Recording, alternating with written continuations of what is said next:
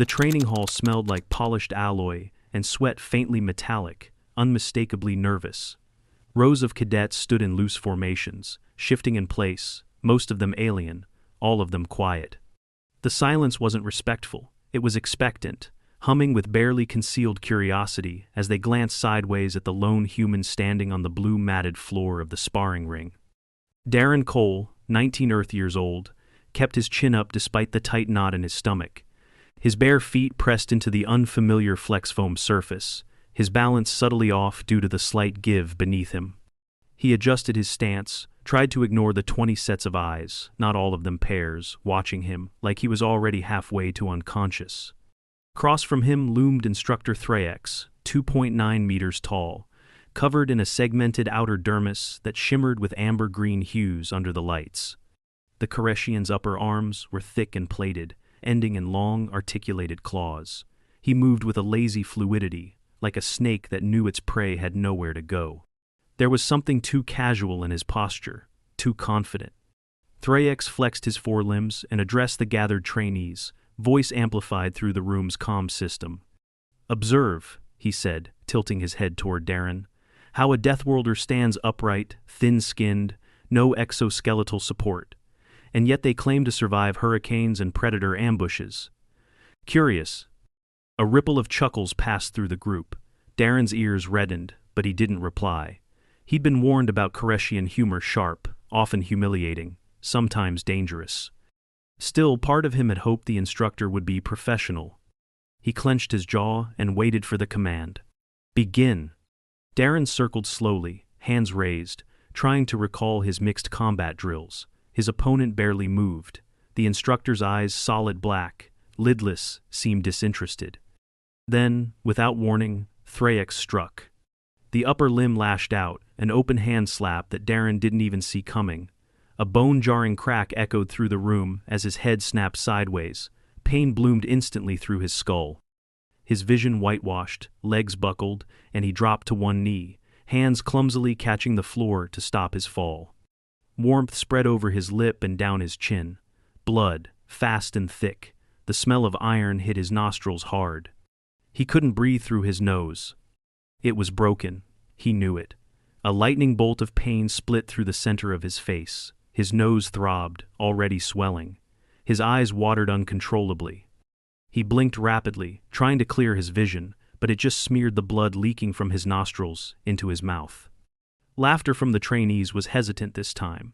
Confused, uneasy. Thraex folded his arms and looked down at him. "A joke, cadet. Do not take offense. It is tradition in Koreshian drills to test resilience with a sudden strike." Darren didn't reply. He couldn't. His teeth were clamped together, not from fear, but to keep himself upright. His breathing was shallow. The pain was dizzying. He tasted copper and bile. The instructor turned away slightly, addressing the group again.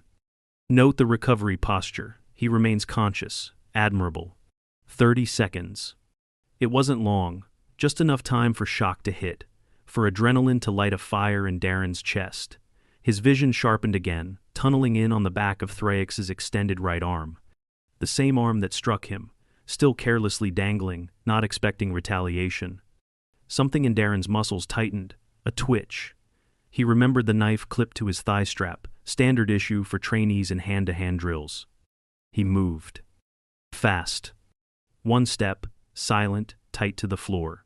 His fingers found the hilt and drew the blade. It wasn't long, just under 8 inches, but it was sharp, a carbon steel composite meant for drills with dummy flesh. But Thraex wasn't a dummy. The blade sang as it sliced through the instructor's lower arm, at the joint right between the plated sections, where muscle flexed unprotected for reach. Darren's grip was solid. His aim was lucky maybe, but trained. The edge bit deep. Thraex roared, not screamed, roared. His severed hand hit the mat with a wet slap. Arterial fluid sprayed across the floor, dark and viscous. The alien staggered backward, 3 legs splaying for balance, his remaining hand clamped over the stump, already slick and pulsing. The training hall erupted. Trainees scattered or froze. Alarms blared overhead, automatic systems detecting violent trauma. Medics surged in from the corridor, 2 humans, a Thalen and a Vor medic bot. The team split instantly, triaging without orders. Darren's knife clattered to the floor. His legs buckled again, this time without the will to hold them. He collapsed sideways, one hand clutching his nose, the other splayed out in a pool of his own blood. His face was smeared, eyes red, expression blank. "Get him stable," one of the human medics barked, sliding to Darren's side. "Fractured nasal bridge, heavy bleeding, he's shocky." "Thraex is hemorrhaging," shouted the Thalan medic, already spraying coagulant foam over the stump. "We need to clamp it now." The next 10 minutes blurred into flashing lights and shouted instructions. Darren was lifted onto a stretcher, his head immobilized. He gasped through his mouth, gauze packed into both nostrils, blood still trickling past the stuffing. Every bump made his face explode with pain. One medic squeezed his hand, whispering reassurances. He didn't understand most of them. Thraex, still upright somehow, was ushered away in a separate med stretcher, his expression unreadable. His arm, what remained, was sealed in a pressure cast. The floor behind him was streaked with alien blood. The hall fell silent again once they were gone. A puddle of red and green soaked into the edge of the sparring mat. And no one laughed. The medical bay reeked of antiseptic foam and alien blood, oxidizing in containment bins. Darren lay half-reclined in the diagnostics cradle, breathing carefully through his mouth as a soft hum scanned the upper half of his face. He was shirtless, his skin clammy, IV hooked into his left arm, delivering fluid and painkillers that hadn't yet dulled the throbbing across his skull. The nasal bridge had already begun to bruise. Swelling pushed awkwardly at the gauze plugs in both nostrils, distorting the angle of his face. Every breath felt like a wheeze through a straw, jammed between broken bricks. He couldn't speak, not without risking another nosebleed or crying from the pain. Dr. Halvorsen, a short, powerfully built woman in her 40s, stood over him with a scanner. She wasn't looking at the screen. She was looking at Darren. "You should be unconscious," she said. Not accusingly, just with the flat incredulity of someone who had worked too many triage shifts and still didn't understand her patients. "You've lost about half a liter of blood. Your vitals are erratic. You retaliated with precision, targeting to a vulnerable joint. I'm not saying it wasn't justified, but, Jesus, kid. You cut off his hand 30 seconds after getting your face caved in." Darren tried to nod but winced instead. She sighed. "Fine, don't answer. We'll set the nose once we're sure you're stable." The scan confirms a displaced fracture and cartilage deviation. "You'll need reduction under sedation. Could have been worse. At least you didn't shatter the orbital ridge." She turned to her assistant.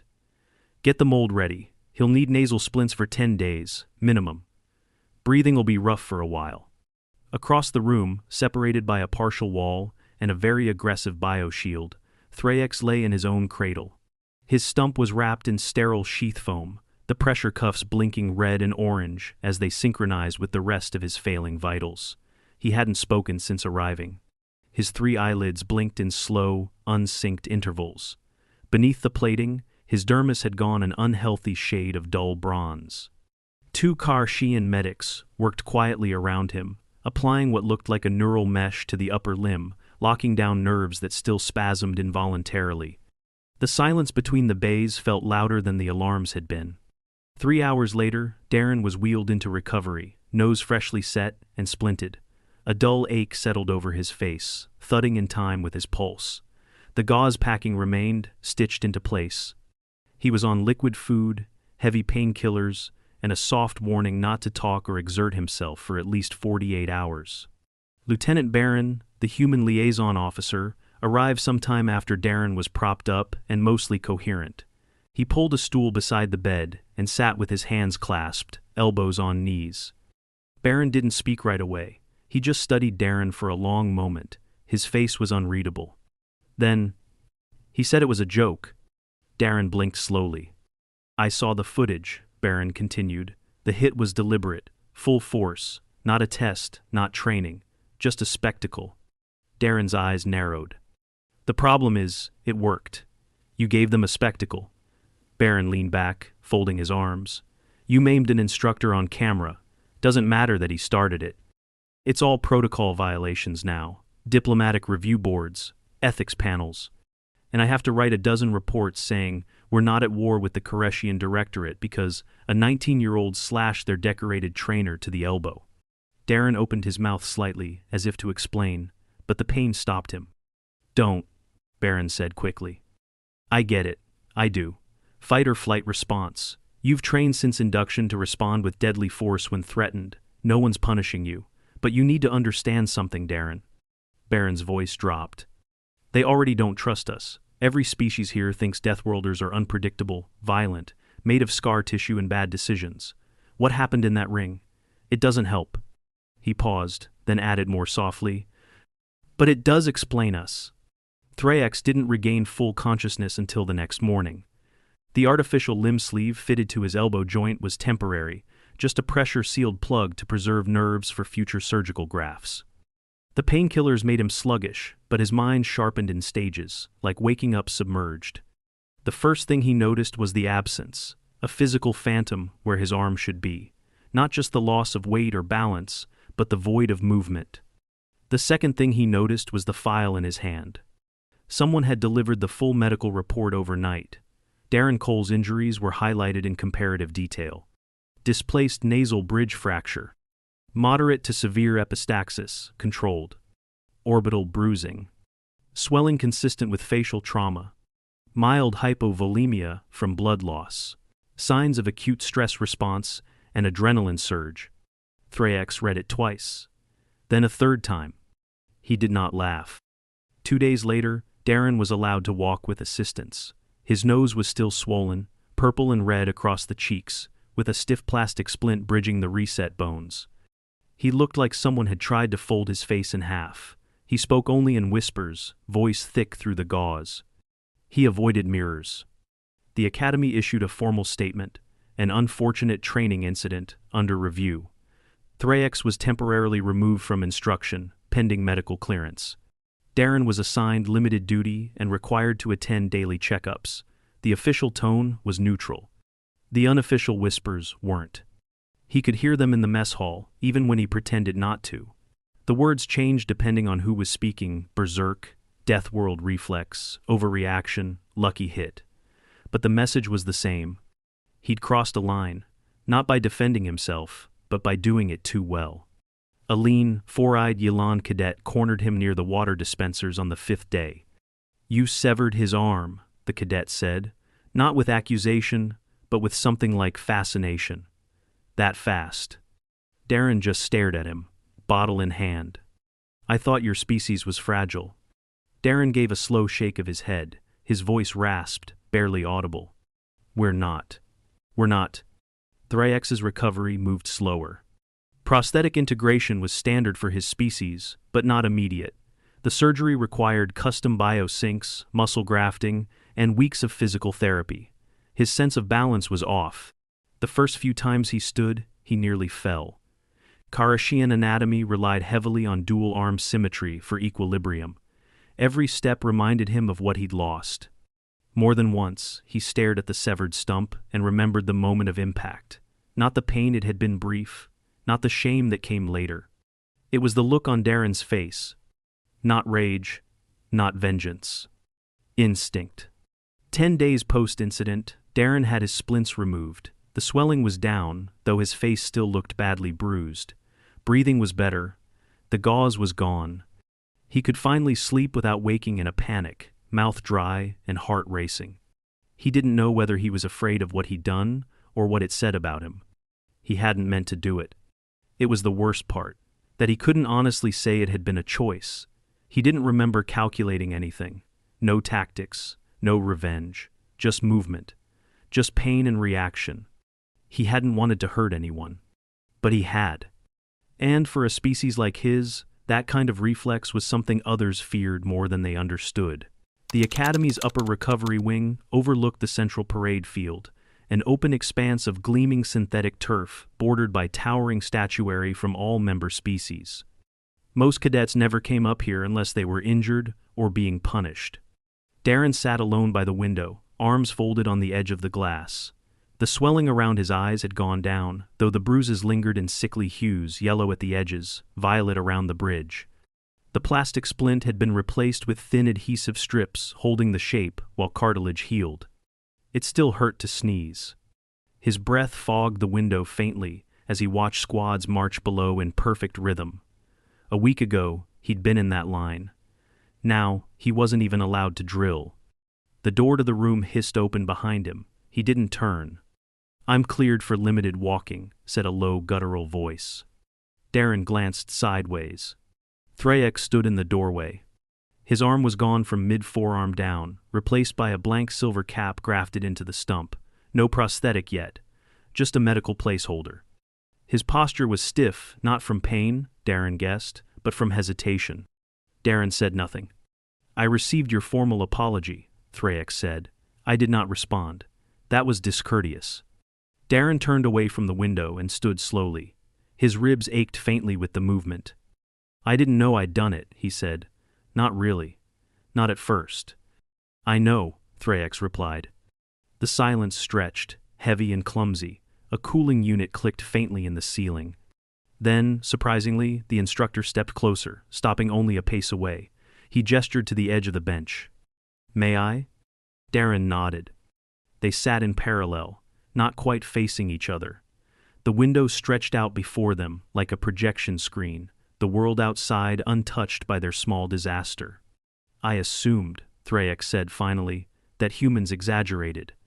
Darren blinked. "Your reputation precedes you. Deathworlders. Dangerous. Resourceful. Unkillable.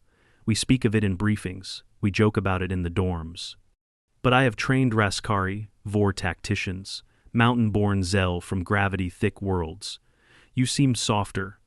"I am," Darren said. "We all are. That doesn't mean we're harmless." Thraex flexed the fingers of his remaining hand, then let them rest. "I broke your nose because I thought it would make a point. In my culture, striking a student physically is a rite of toughness. You break, you rebuild. Pain is proof." "That wasn't pain," Darren said. "That was damage." The Karashian inhaled slowly, an internal gill fluttering at his neck. "I understand that now." They sat in silence again, not the cold silence of guilt, but something weightier, a slow reconciliation. "I didn't mean to maim you," Darren said after a moment. "It wasn't strategy. I don't even remember drawing the knife. Just everything went red. My face felt like it was imploding. I couldn't see. I could barely breathe." "That response," Thraex said, voice low, "is what frightens them." Darren tilted his head. "You were injured, bleeding, disoriented, yet your body responded with speed, accuracy, and intent. That is not something most species are built to do. Pain is a shutdown mechanism. For humans, it is fuel." He turned his head slightly, the black eyes meeting Darren's. "That is why we call you Deathworlders." Physical therapy began that week.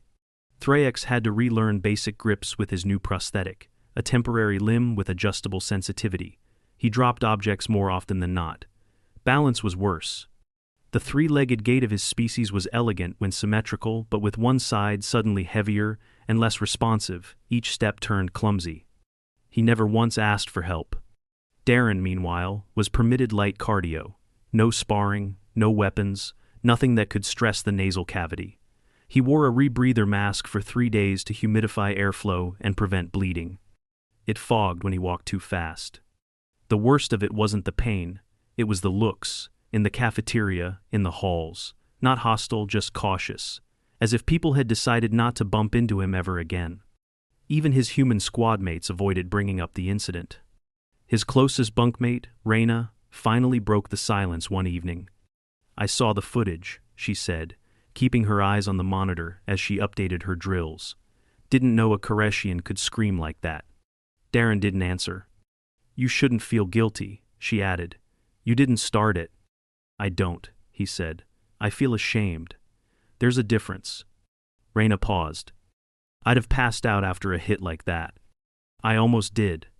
She didn't reply, just kept typing. After a moment, she said, "He's still doing therapy, right?" "Yeah."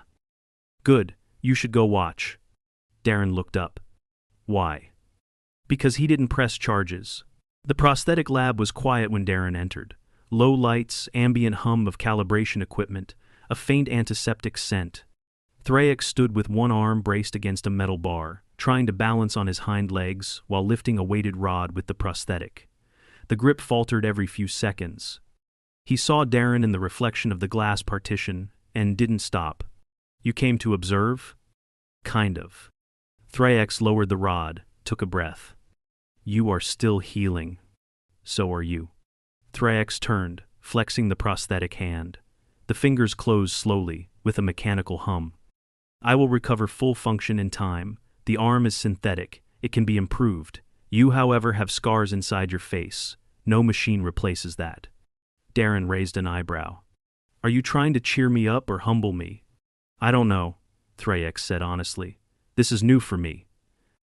By the end of the 4th week, Darren was cleared for light sparring with human partners only. No blades, no impact to the head. Thraex resumed instruction a few days later. Not once did they cross paths during training. But the tension in the academy had changed, slightly, muted. The whispers stopped being about violence. They became about reaction, about what humans did when pushed, about the line between training and survival. A Veshar instructor issued a new directive. All mixed species sparring would now include pre-fight verbal confirmations of consent. No sudden strikes, no testing jokes. It wasn't just about Darren. It was about what Darren revealed. And everyone had taken notice. 3 weeks after the incident, the training hall was remodeled. The mat where Darren had bled, the one still faintly stained despite chemical scrubbing, was removed and replaced. The embedded footage from overhead cams had already made the rounds of the interspecies instructor circles, usually with the audio muted. The sound of the blades severing flesh had been described as disruptive to morale. No one called it a disciplinary failure anymore. The term most often whispered now was case study. Darren's reinstatement came quietly. No ceremony, no announcements. He returned to full drills with restrictions clearly outlined in a glowing red band on his wrist. No live weapons, no aggressive contact. Monitor vitals during high stress. He wasn't offended. He was grateful. The swelling around his nose was gone, the bruises faded to a memory. He could breathe clearly again, though the septum twinged when cold air hit too fast. Every now and then, if he moved wrong, something popped beneath the cartilage. But the bones were aligned, the gauze was long gone, and the risk of re-injury had dropped below the academy's threshold. He felt functional, just not normal. It was a training review day when they saw each other again, truly face to face. Darren had just finished a solo evaluation, unarmed combat, against a moving dummy on a gradient floor. He was sweaty, ribs heaving, wrists red from grappling drills. Thraex stood by the console, his new prosthetic glinting faintly under the recessed lights. The design was sleeker now, covered in matte gray plating with enhanced joint articulation. It moved silently, like it belonged. "Your balance is improved," Thraex said without turning. "So's your grip," Darren replied, glancing at the training logs on the wall screen. 5 seconds faster on the lift than last week. "I have been practicing." "So have I." They stood there for a moment, the distant sound of someone shouting instructions echoing from a lower hall. It was the kind of silence that felt deliberate, mutual. Thraex turned then and studied Darren, not the bruises, long gone, but something deeper. "You did not come here to prove yourself." "No," Darren said. "I came here because I thought I had something to offer." "And now?" "I'm not sure anymore." Thraex stepped closer, but not aggressively. The new arm moved with subtle correction, still imperfect, but far more natural. "You reacted," Thraex said, "not with hatred, not with ambition, with survival. I was foolish enough to provoke that in a species known for adapting through crisis." Darren watched him quietly. "I taught you wrongly. I measured you against rules made for bodies like mine, for minds that flinch at pain, that recoil from violence." He flexed the new fingers again. "You flinched forward." Darren opened his mouth, then hesitated. His voice was steadier now, clear. But what came out wasn't rehearsed. "I didn't want to hurt anyone. I believe you. And I'm still not proud of it." "That," Thraex said slowly, "is why it matters that you are here."